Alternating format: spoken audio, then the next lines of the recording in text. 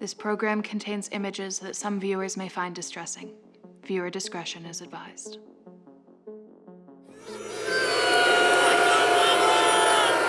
And you foolish people, you Americans actually still seem to think that you're exceptional. You are not exceptional. American exceptionalism, this is such a term that is so misunderstood by the left and the right. The right believes American exceptionalism means America's the greatest thing that's ever existed. The left increasingly believes America is the worst thing that's ever befallen humanity. What American exceptionalism means is America deviates from the norms of Western Europe. America is, for better and for worse, the redheaded stepchild of the Western world. We lead, the West in economic innovation and in mortality. American exceptionalism is a double-edged sword, and it is both good and it is both bad, and it is a reality that helps us understand this strange, bottom-up, rambunctious democracy where politics is a form of mass entertainment for better and for worse.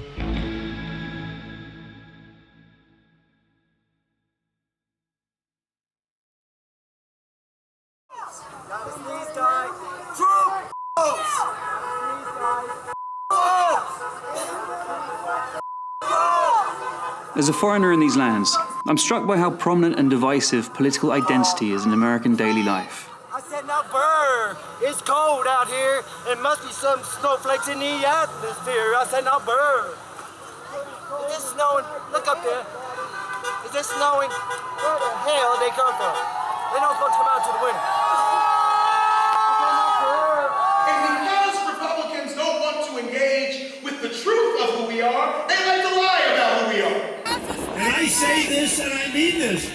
The Democrats are the party of crime. That's what's happened. They are the party of crime. Republicans like to say that they're the only ones who love the flag, who love America. This doesn't feel very united. How have we become so fractured? Well, we call it the rural-urban divide. And it's not to say that the 21st century is the first iteration of the rural-urban divide, but we're seeing it today in the 2020s and especially at a peak.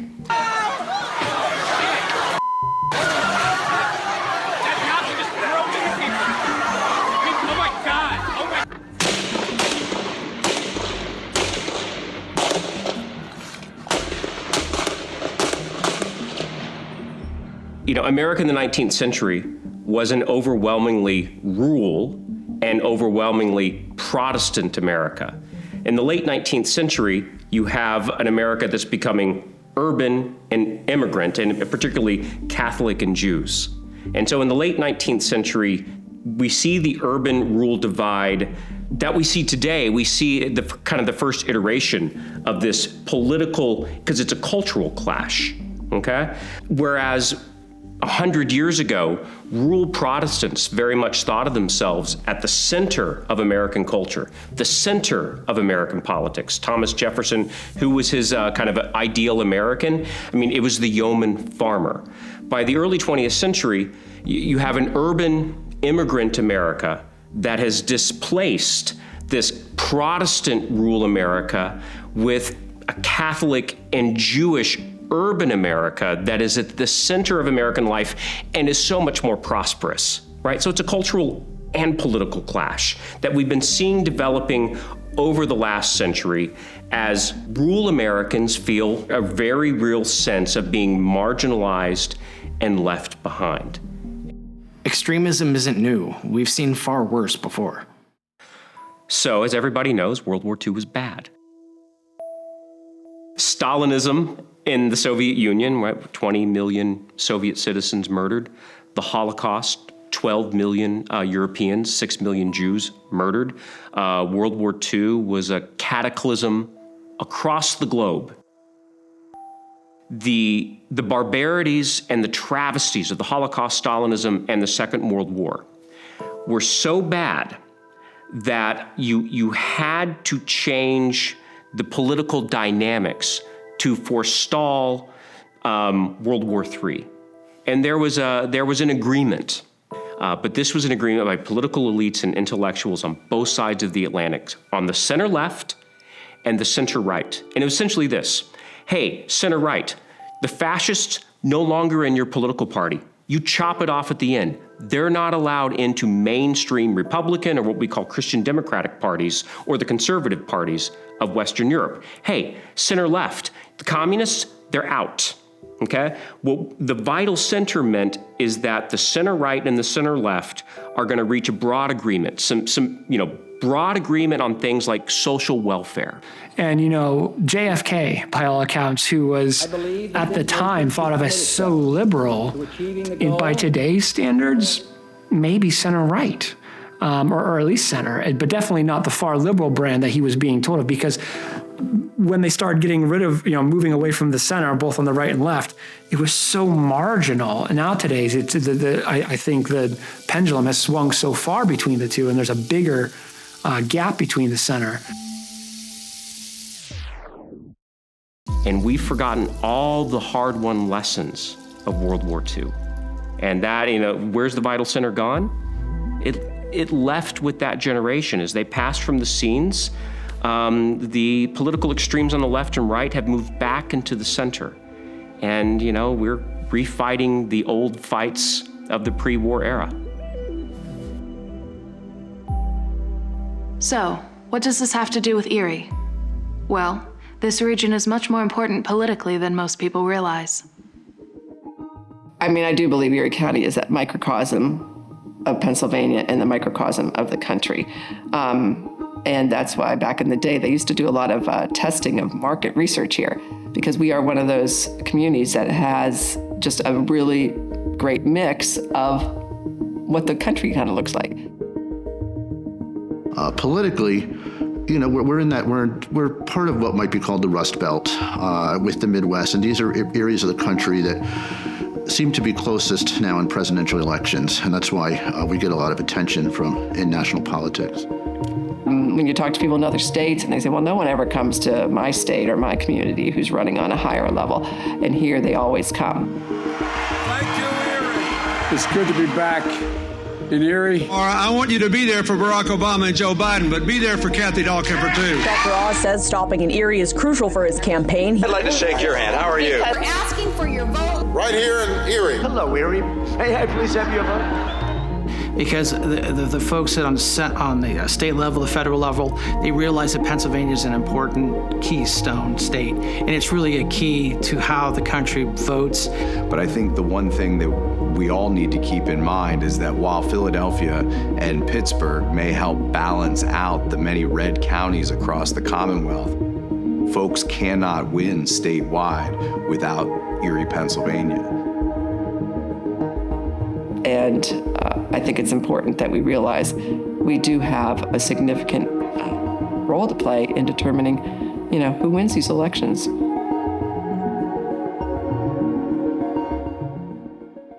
If they win in Erie, they're winning nationally. Clinton won, right, Erie. Clinton won nationally. Jimmy Carter won Erie. Carter won nationally. Ronald Reagan won Erie. Reagan won nationally. Same with Obama. So this has become a bellwether region. Presidential campaigns historically in Erie County have been very close. The Kennedy election was within 1,000 votes, and Republicans were winning, sometimes Democrats. But the Trump campaign, we went to winning Erie by 20,000 votes for a president, to losing Erie to Trump. So those weren't Republicans that did that. Those are Democratic voters that voted for Trump. Right, this was not supposed to be a Trump thing. It's a lot of Democrats, but the Democrats that love Trump because I love them. And you know what? You're workers. You're like, we work. I was a Democrat and voted for Trump because I just felt that my philosophy was changing a little bit and a little more conservative. And that's one of the great failings of the Democratic Party, that we forgot how to talk, to communicate with working class white voters. white working class voters after 1960, it used to be the core of the Democratic Party. They are increasingly, if not Republicans, they become the swing voters who are deciding national elections. There's egg on the face on both sides. My experience is the Democrat Party has allowed the progressive wing of the party to identify themselves. They've not done a good job of communicating that, hey, no, we're still a working man party. Hey, we still want these things.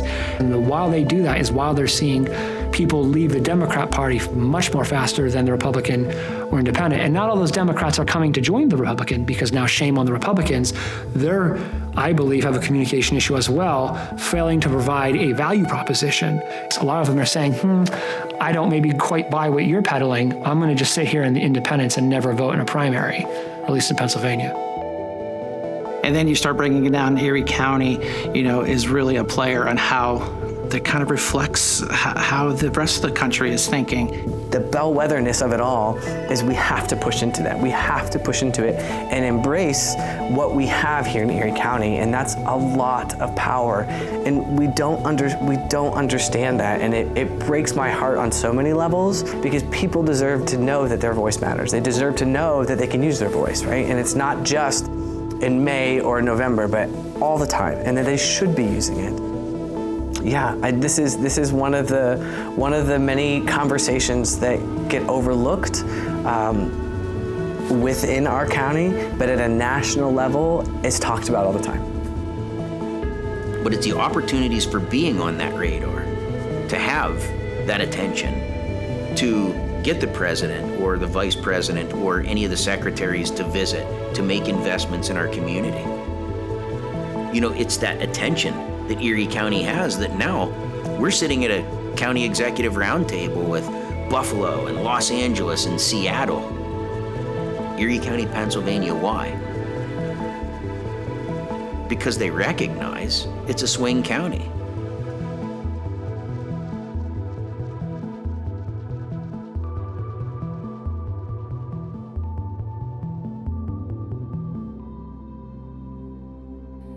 No, I do believe that national government is very slow to move, although you wouldn't always think that as you're watching the national politics. But not a lot of legislation actually gets passed in each Congress, 2-year congressional time period. When you look at significant legislation that's going to change your daily life. And so for the American government to address the big, huge issues that concern everyday Americans, it really takes decades, if not a generation. Gun control. Vast majority of Americans want some sort of gun control. Nothing has happened since the mid-90s. And Americans look at that and they think, what is Congress doing? That's the American political system as it was designed to work. So, how does the political process work at the local level? Whether it be the mayor or the county executive, they set the direction. They set the agenda. They are able to get out there in front of the media and say, hey, look, we want to, let's say, bring in industry into Erie County. And sure, you might be upset because we're giving them a tax break. But after a period of time, there are going to be a lot more people working there. Those people contribute to the baseline of our financial resources. That's what they do. Obviously, the county council or the city council, then those individuals who represent really the individual areas of the community, now they can actually create the job or create the laws or the policies and put them into law to allow that to happen. Yeah, the mayor's clear responsibilities are obviously we have a police department and a fire department. So keeping people safe. And that's a huge challenge. But also we have a public works department that does things all year long. In the winter, they're plowing the streets. In the summer, they're cutting grass, repaving the streets. We do have a lot of needs. And we have to make decisions on where funds go. When most of the funds are already spoken for, it's kind of hard to address the things that the community want and desperately need.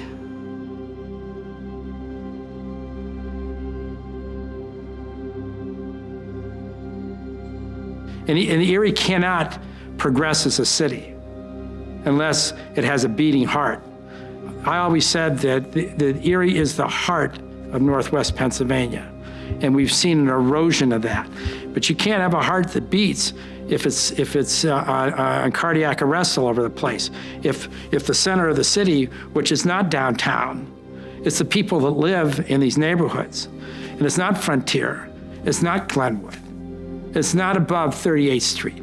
It's in the heart of the city where people live and people suffer and people have tragedies and people raise children in which they're living in desperate straits. And anybody that thinks that this town is, well, it might be cosmetically looking well because you're seeing cranes and things like that, the soul of the city needs help.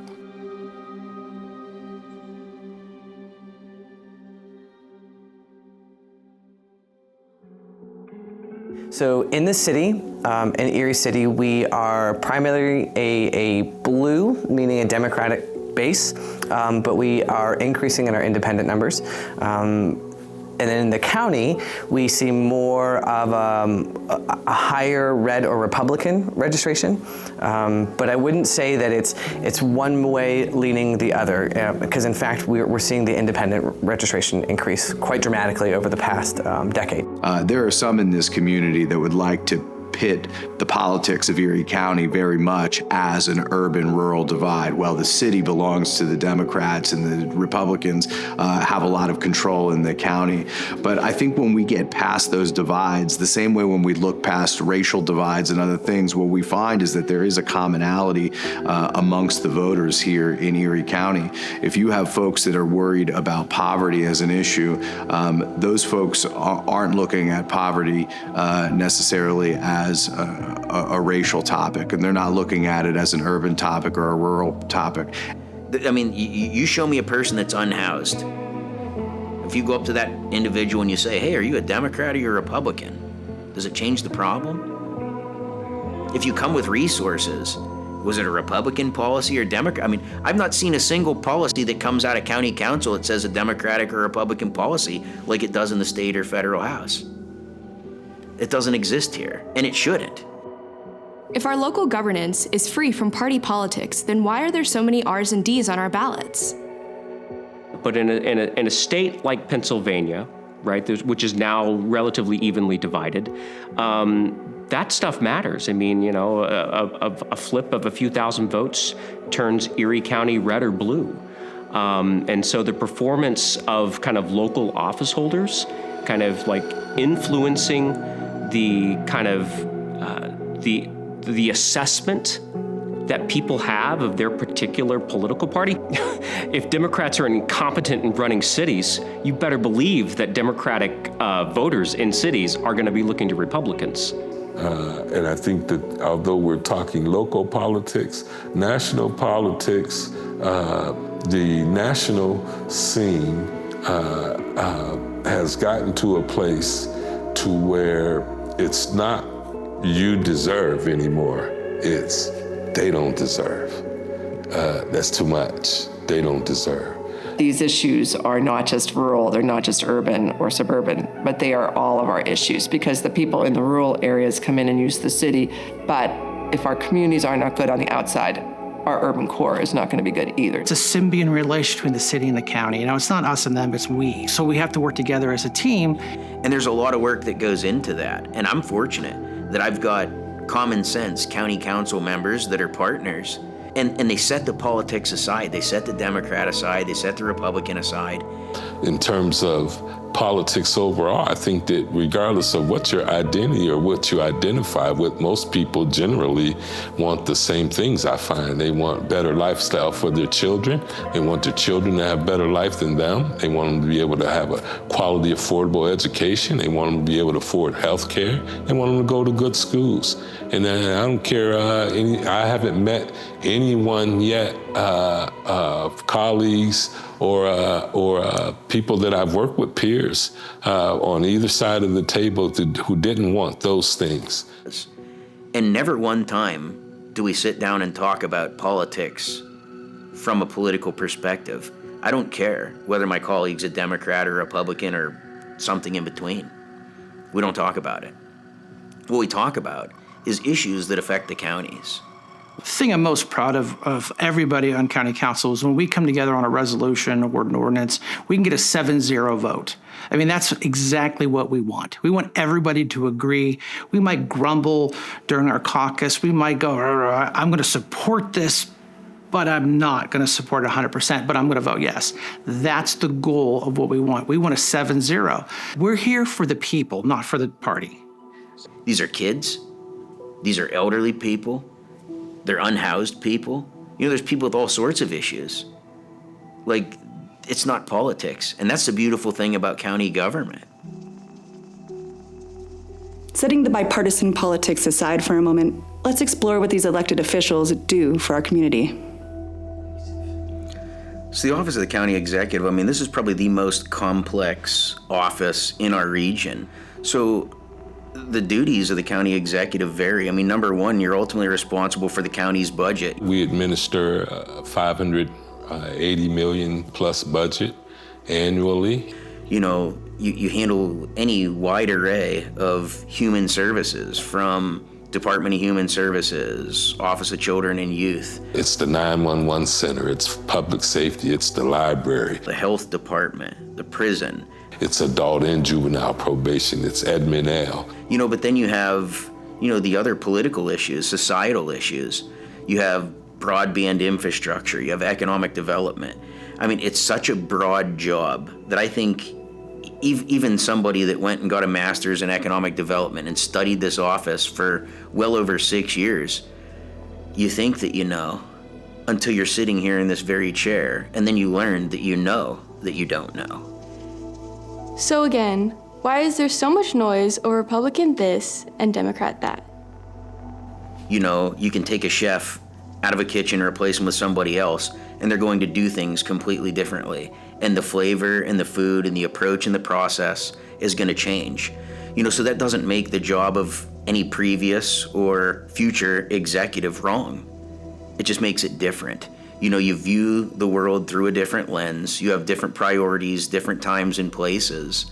And I think that's what's unique about this office, is how broad it is, and also how clearly undefined the role for this office actually is. And I think that's part of, the downfall and the genius of that clearly undefined definition of what your duties and responsibilities really are. It's endless. Where I guess I will push back is that legally there have been violations and abuse of power that were absolutely outlined in the charter. People have no idea how their money is spent and how governments work. I mean, for the most part, the civics understanding in this community, and I would say this country at large, is very, very poor. And voting, when you're living paycheck to paycheck, is a second thought. You know, we just had record low voting turnout. And that's kind of sad, because there was no high ticket items that were happening in the governorship or in the Senate or in Congress. So people literally sat out the most important election to you in your community, in your day-to-day life. The majority probably don't have a clear understanding. There's certainly a smaller group that understands very well, and there's another group that maybe understand nothing, and then there's the large group in the middle that understands some, but not necessarily everything. And I try to explain things to people when they bring things to me and question. A lot of times I get questions about things the city has nothing to do with, and I'll try to get them to the county or the state or whoever's appropriate to talk to about it if they want to try to impact that. And people who you think have some level of conscientiousness, when I first got there, they couldn't differentiate. In fact, many people still say, "Oh, you're on city council." They don't necessarily understand or grasp that the city of Erie proper is a part of the county. It's one of the multiple municipalities that make up the county. And so they don't understand that the city does streets, parks, public safety, fire, you know, and zoning. And so many times a constituent comes to me with those issues, which I still help, which is probably why I'm probably the most accessible elected in the region. Is if I don't have an answer, it's not uncommon for me to take someone by the hand and walk them through it, or at least give them some guidance. But I spend a lot of the days educating people on exactly what county council does. So people really don't truly get what we do. I mean, if you just go to their website and just look at all the different departments that we have, and then we have the courts to deal with, we have the sheriff's department to deal with. It's a huge machine, and it's people-based, and that's what we have to do, is take care of the people. It's one thing to say, we do budget, we do policy, but once I start telling them what all and how it affects them, and that every real estate transaction in the city, it comes through the county, through our prothonotary, and I start explaining to them, and they go, whoa, that's your local government. And, it is what it is, but education is important, and knowledge is power. And a lot of people who are working day to day don't realize that this is where the change happens on the local level, so. When it comes to a city and a county level, you can do a lot of things that are going to truly affect, in hopefully a positive way, our community and people's lives. And yet, I always say to people when it comes to voting, too many people just vote on the presidential years. They only wait until that big election year, and they don't bother paying attention and voting for county council, city council, the county executive, the mayor, township supervisors, all of those really important pieces of our government structure. And sometimes people will vote along party lines, regardless of who the candidate is. I had a candidate say to me just a couple weeks ago that he believed it was a 7-to-1 ratio of the Republicans when asked, what party are you at? Republican, good enough for me, where the Democrats were less likely to ask the party thing and actually do a follow-up. Whether that's a fair assessment or not, that's my experience. So it seems to be more important to Republicans that it's kind of this, you're either with me or you're not with me. I am a Republican, and I disagree with that mindset, and I think it's incumbent on people like myself and what I like to call free-thinking individuals to push on our circles of influence. And when you hear that this person is, they're of a different party affiliation, so there are all these negative things, these evil things or whatever that I don't identify with or dislike, well, the reality is that's probably not true. Chronicles was made possible thanks to a community assets grant provided by the Erie County Gaming Revenue Authority, Spring Hill Senior Living, support by the Department of Education, and the generous support of Thomas B. Hagen. This is WQLN.